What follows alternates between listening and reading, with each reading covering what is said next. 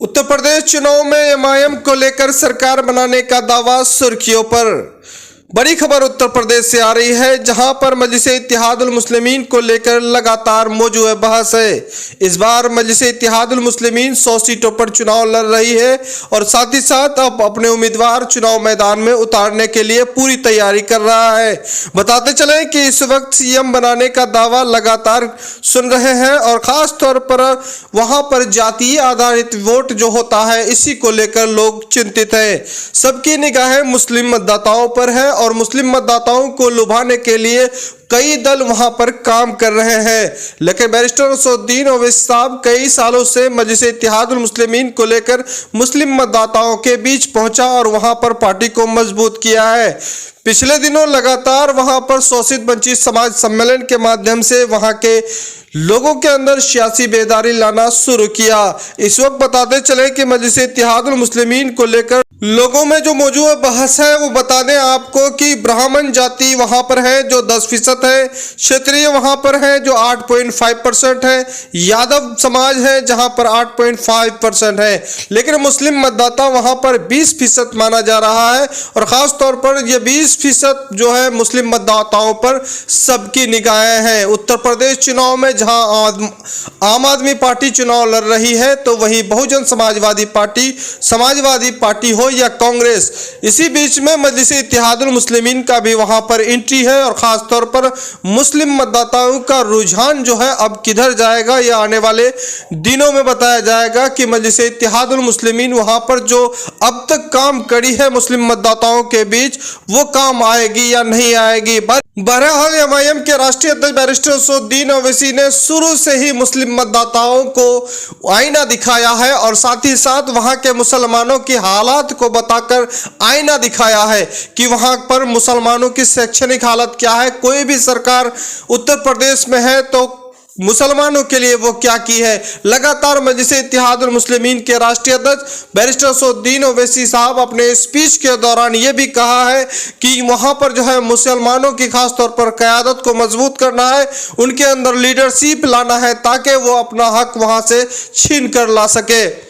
बहरहाल अब जो है मुस्लिम मतदाताओं पर वहां पर निर्भर है कि इस चुनाव में मजलिस-ए-इत्तेहादुल मुस्लिमीन के तरफ कितने % वोट आते हैं। लेकिन जो है इस वक्त उत्तर प्रदेश में आम लोगों में जो मौजूद है बहस है कि बिना एमआईएम के वहां पर सरकार बनना नामुमकिन है, क्योंकि 20% मुस्लिम आबादी मजलिस-ए-इत्तेहादुल मुस्लिमीन के तरफ रुझान अगर करती है तो लगातार कहीं न कहीं समाजवादी पार्टी की सरकार हो या किसी भी दल की सरकार हो, वहां पर मजलिस-ए-इत्तेहादुल मुस्लिमीन के जो है जरूरत पड़ सकती है। और साथ ही साथ बैरिस्टर असदुद्दीन ओवैसी साहब को अगर 30 सीट वहां पर मिल जाता है तो कहीं ना कहीं एमआईएम किंग मेकर साबित हो सकता है।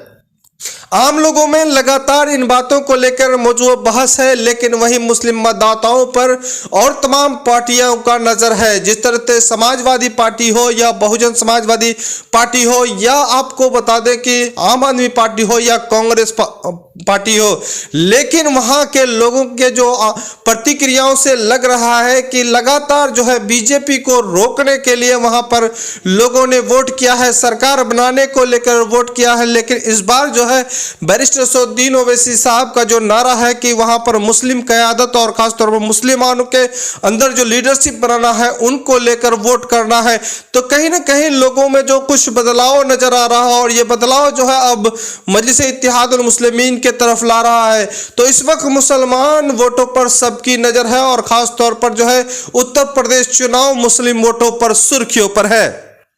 बहरहाल अब उत्तर प्रदेश की जनता तय करेगी कि उनका रहबर कौन बनेगा, उनका नेता कौन बनेगा, उनके लिए आवाज कौन उठाएगा। लेकिन इस वक्त जो है और दिगर कई बातें लगातार सुर्खियों में बताया जा रहा है, चाहे वो आजम खान का मुद्दा हो, अतीक अहमद का मुद्दा हो या मुख्तार अंसारी का मुद्दा है। लगातार आम लोगों में मौजूद बहस है कि कहीं ना कहीं मुस्लिम बड़े नेता, चाहे वो समाजवादी पार्टी में हो या बहुजन समाजवादी पार्टी के हो, वो जेल में इस वक्त बंद है और खासतौर पर उनका आवाज उठाने वाला कोई नहीं है।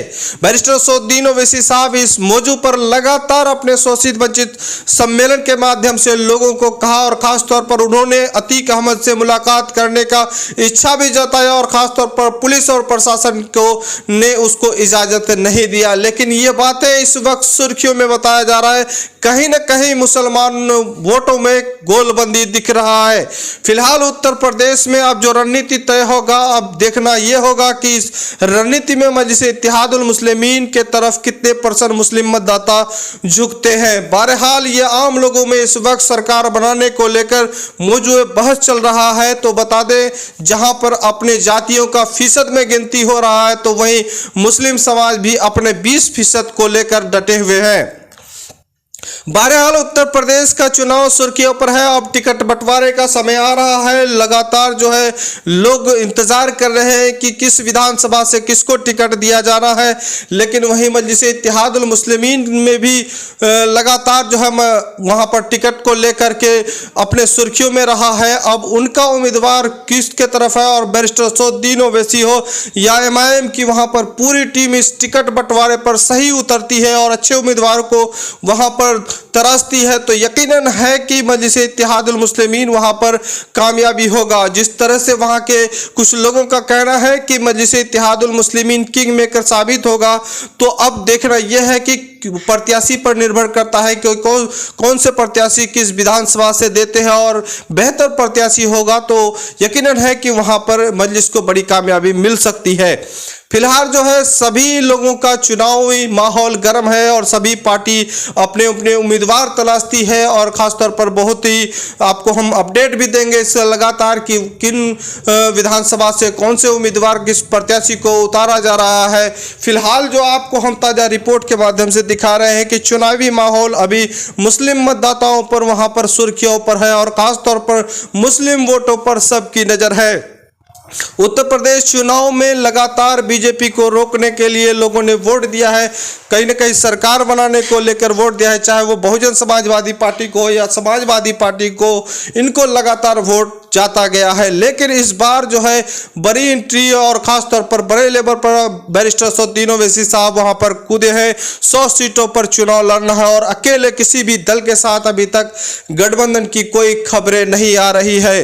फिलहाल जो है उत्तर प्रदेश का चुनाव सुर्खियों पर है। मजलिस को लेकर लगातार लोग जो है चर्चे पर है। कहीं ना कहीं मजलिस इस बार जो है अपना किंग मेकर वाली भाषा को सही साबित कर दे। लगातार जहां भी जाती है यही भाषा इस्तेमाल होता है कि अगर मजलिस को सही बहुमत मिल जाए, और खासतौर पर जो 30 से 40 सीट अगर हासिल हो जाए, तो सीट उनका कंफर्म हो जाए, तो यह है कि वो किंग मेकर साबित होगा। अब उत्तर प्रदेश के जनता पर निर्भर करता है कि इस बार क्या करेगी उत्तर प्रदेश की जनता। फिलहाल जो आपको हम ताज़ा रिपोर्ट दिखाएंगे उत्तर प्रदेश से, छोटी बड़ी खबरों दिखाने का प्रयास करेंगे, क्योंकि उत्तर प्रदेश में बड़ा दंगल है, चुनाव अखाड़ा है, और इस अखाड़े का अपडेट लगातार आपको द मैसेज न्यूज़ के माध्यम से हम देंगे। तब तक हमारे चैनल में सबसे पहले नए हैं तो चैनल को सब्सक्राइब करें, अच्छा लगे तो लाइक करें, दोस्तों को शेयर करें। खुदा हाफिज।